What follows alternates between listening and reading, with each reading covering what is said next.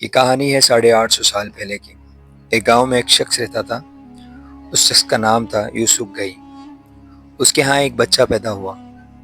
اس بچے کا نام اس نے رکھا تھا تموچن۔ جی ہاں دوستو، حیرانگی کی بات یہ ہے کہ جب وہ بچہ پیدا ہوا تو اس کے ہاتھ میں ایک خون کا لوتھڑا تھا۔ لیجنڈ ہے کہ اس گاؤں کے لوگوں کا یہ ماننا تھا کہ جس کے ہاتھ میں خون کا ایک لوتھڑا ہو وہ شخص بڑا ہو کر ایک بہت بڑا جنگجو بنتا ہے، اور تاریخ اس شخص کو چنگیز خان کے نام سے جانتی ہے۔ جی ہاں، منگولوں کی کہانی کچھ اس طرح سے ہے۔ منگول دریا کے کنارے، پہاڑوں کے اندر، جنگلوں میں دوستو یہاں پر اپنی زندگی گزارتے تھے۔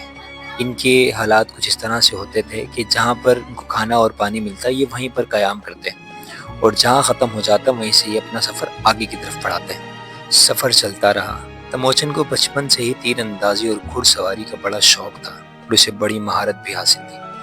سفر چلتا رہا اور اس کے والد نے اپنے دوست قبیلے کے ایک لڑکی سے اس کی منگنی کر دی۔ جی ہاں، منگنی کے کچھ ہی عرصے کے بعد اس کے باپ کو دھوکے سے کھانے میں زہر ڈال کے دے دیا تھا، اس کا باپ کو بھی قتل کر دیا تھا۔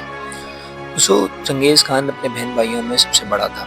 چنگیز خان کا غصہ اتنا خطرناک تھا کہ اس نے صرف ایک چھوٹی سی بات پر اپنے بھائی کا قتل کر دیا تھا۔ وہ بات یہ تھی کہ اس نے اس کا شکار کیا ہوا پرندہ اٹھا لیا تھا، اور چنگیز خان کو یہ بات ہضم نہیں ہوئی اور اس نے اپنے بھائی کو مار ڈالا۔ چنگیز خان بچپن میں ہی اپنے گھر اور خاندان والوں کا سربراہ بن چکا تھا۔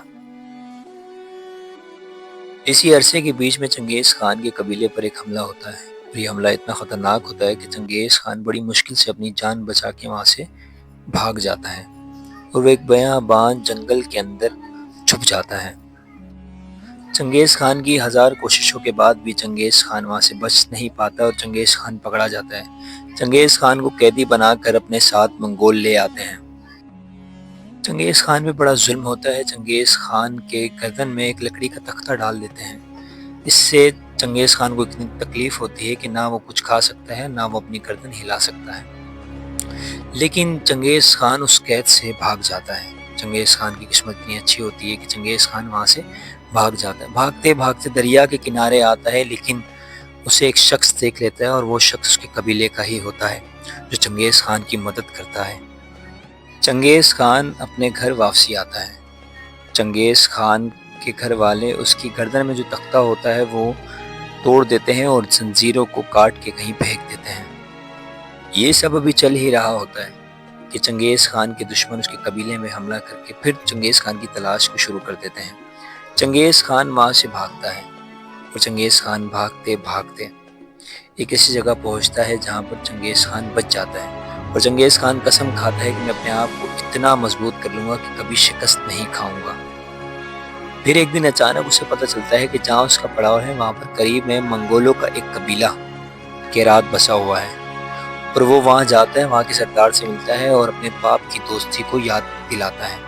یاد آنے کے بعد وہاں کا سردار چنگیز خان کی مدد کے لیے تیار ہو جاتا ہے۔ چنگیز خان کو وہ کچھ سپاہی دیتا ہے، اور چنگیز خان ان سپاہیوں کو لے کر ایک قبیلے پہ حملہ کر دیتا ہے، اور وہ قبیلہ وہ ہوتا ہے کہ جنہوں نے اس کے باپ کو زہر دے کے مارا ہوا ہوتا ہے۔ چنگیز خان اپنے باپ کا بدلہ لینے کے لیے وہاں پہنچ جاتا ہے، اور وہاں سب کو مار دیتا ہے۔ اس زبردست فتح کے بعد چنگیز خان کا حوصلہ اتنا بلند ہو جاتا ہے کہ وہ دنیا پر قبضہ اور حکمرانی کے خواب دیکھنے لگتا ہے۔ چنگیز خان کا ایک دوست بچپن کا جس کا نام تھا جموکا، اس نے کہا تھا کہ جس طرح آسمان پہ دو سورج نہیں رہ سکتے، اسی طرح منگولوں میں دو حکمران نہیں رہ سکتے۔ چنگیز خان نے اپنے بچپن کے دوست جموکا کے ساتھ جنگ کی۔ اس جنگ کو جیتنے کے بعد چنگیز خان کے سامنے جب اس کے دوست کو جموکا کو لایا گیا زنجیروں میں جکڑ کر، تو اس نے اپنے دوست سے کہا کیا ہم پھر سے ایک ہو سکتے ہیں؟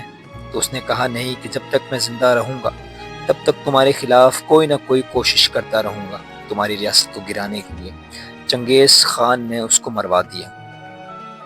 چنگیز خان نے منگولیا کے اندر کافی بڑے بڑے حکمران سرداروں کو ہرا کر انہیں مار کر وہاں کا سب سے بڑا حکمران یعنی خاقان بن گیا تھا۔ اس موقع تک پہنچتے پہنچتے اس کے دل اور دماغ پر نہ جانے یہ خیال کہاں سے آ گیا تھا کہ منگولوں کے دیوتا یعنی نیلے آسمان نے اس کے مقدر میں دنیا کی حکمرانی لکھ دی ہے۔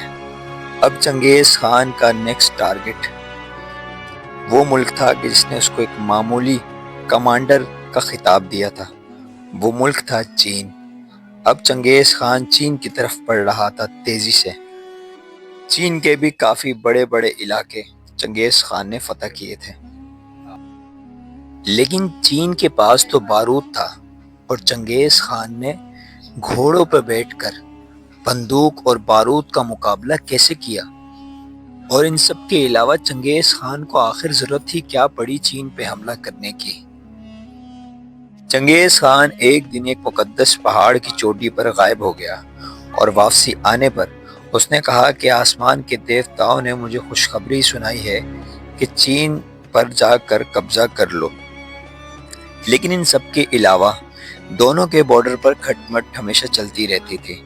ان کے آپسی جھگڑے جو تھے وہ بہت زیادہ بڑھ گئے۔ چین جو تھا منگولیا سے زیادہ بڑا طاقتور ملک تھا اور زیادتی بھی جو تھی وہ چین کی طرف سے ہی ہوتی تھی۔